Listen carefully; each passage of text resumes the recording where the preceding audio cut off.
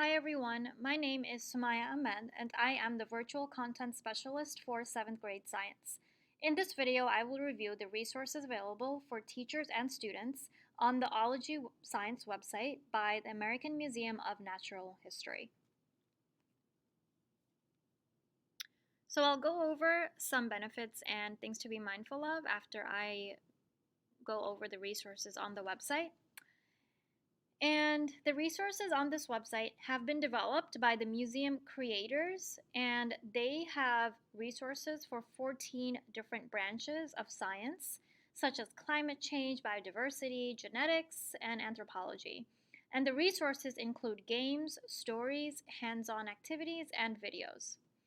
So when you first go on the website, this is the home page. They have a tab for educators here, where they have an introductory video on what ology is and sample resources below. Here there are only showing sample resources for K through 5, but they do have resources for K through 12. If you go below, here are some examples. Now let's go back to the home page and look at our menu. So you can either search by topic or search through the menu here.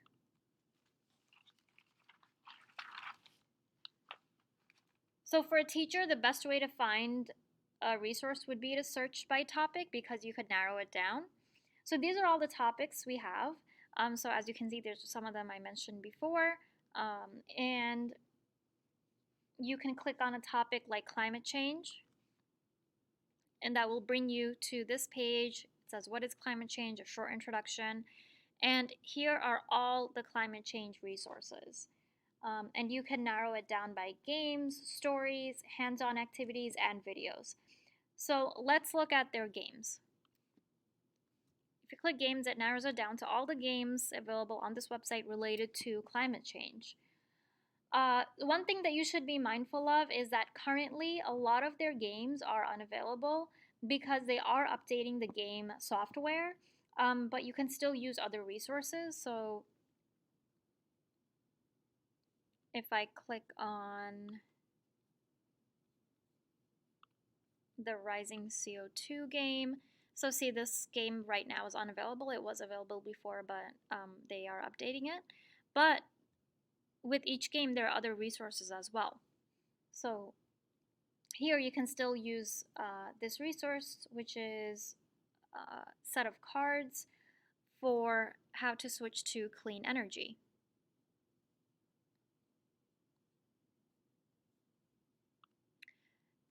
Next, you can look at the Stories tab,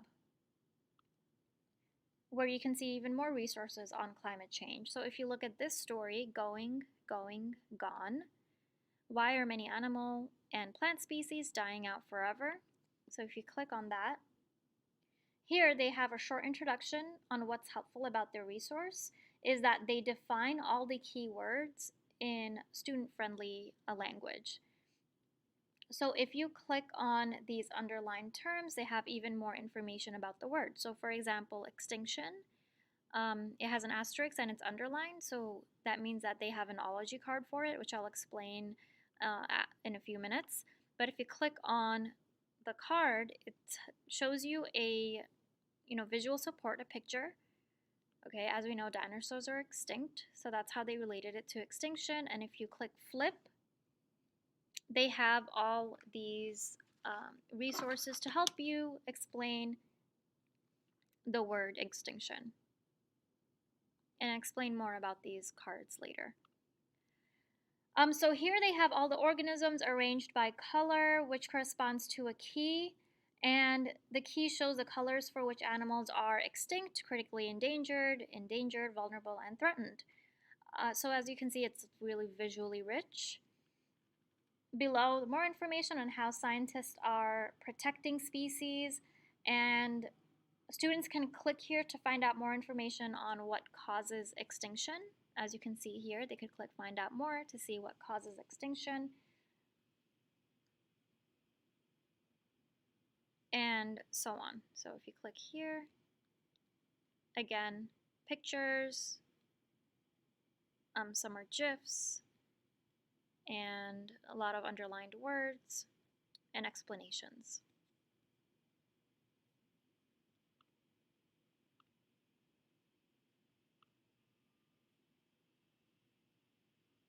So I'm going to go back to climate change. And if you go to stories, another feature here is that they have like a picture gallery. So if you click on this one, climate change and pictures, and this is a slideshow about climate change. So as you can see, for each picture, you have a description of the picture. So this kind of helps students see visually the effects of climate change. And a lot of these resources, it comes with information on the scientists that study climate change and what they do, and a picture of them. So my suggestion for using these resources would be to create some form of handout or guided handout or graphic organizer or mind map, and students can use the information from these resources to record in some way or synthesize their learning and make connections. So again, if we go back to our climate change resources, next tab we have is hands-on resources. So if you click on the hands-on resources, these are all the experiments and activities that come up. So for example, here is one for make a terrarium.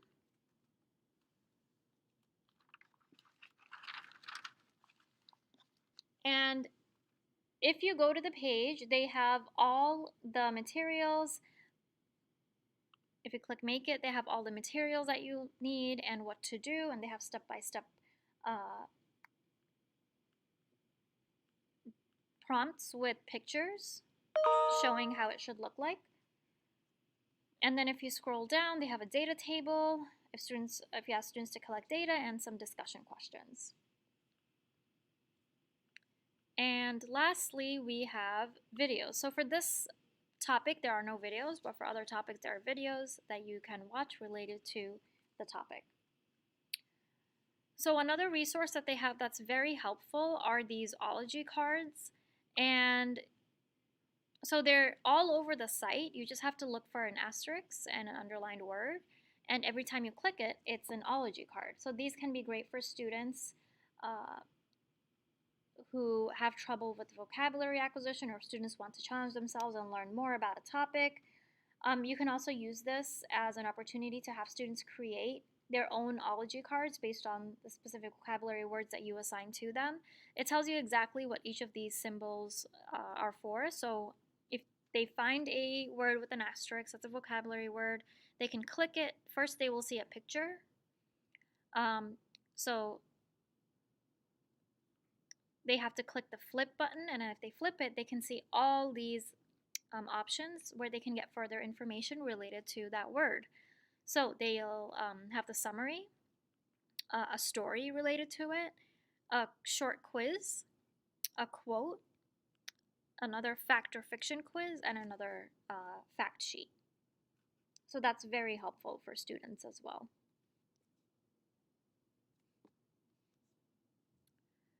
So this was a brief introduction to how to use this resource. Again, there are all of these topics that you can choose from, and each topic has a lot of options for resources. So to summarize, Ology is a great resource for students and teachers who want to explore games, stories, hands-on activities, and videos in various topics in science. Here I have some benefits and things to be mindful of while using this resource. So first, all resources are student-centered with rich graphics, visuals, simplified vocabulary terms, and the website interface is very easy to follow. There are a variety of topics and resources to choose from and can be done in person or remote with ease. They have interactive games, stories, which are also great for virtual learning, but they also have hands-on activities and videos, which you can use for in-person learning as well. Another benefit is that they have these Ology cards, and they're these mini cards with information on a topic, including quiz questions, stories, images, and definitions. And again, like I said, you can show them models of these cards and have students create their own, which would be a nice, fun project.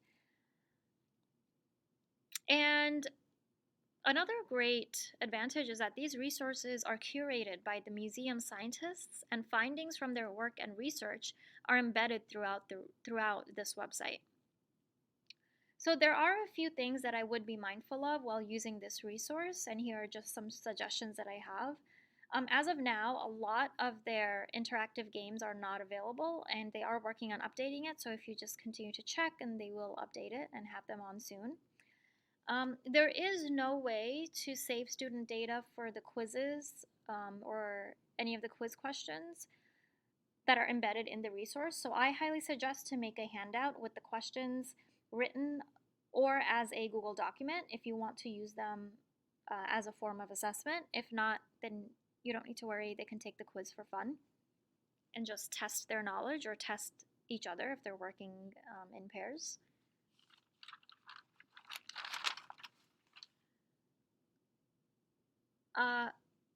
They do not have guided handouts or documents for students to follow while using this. So this is something that I would recommend, to create your own handout or guided handout that students can use while using this resource, just to take notes, make connections, and reflect on their learning. Or they will just be mindlessly, just going through the website without processing or making any connections with the information that they're learning. And the last thing to be mindful of is that a lot of the resources, they don't specify the grade level that would be appropriate. So I suggest highly, carefully reading through all the information on the resource. So if it's a story, then just reading through the story. If it's too easy, maybe you can choose another resource. If it's too difficult, then you can choose another resource. So you would have to choose the best resource for your class. And if you teach any of these topics, then I highly recommend you check out Ology and use some of their resources, because they have a lot of different options and activities for teachers and students to explore. Thank you for watching.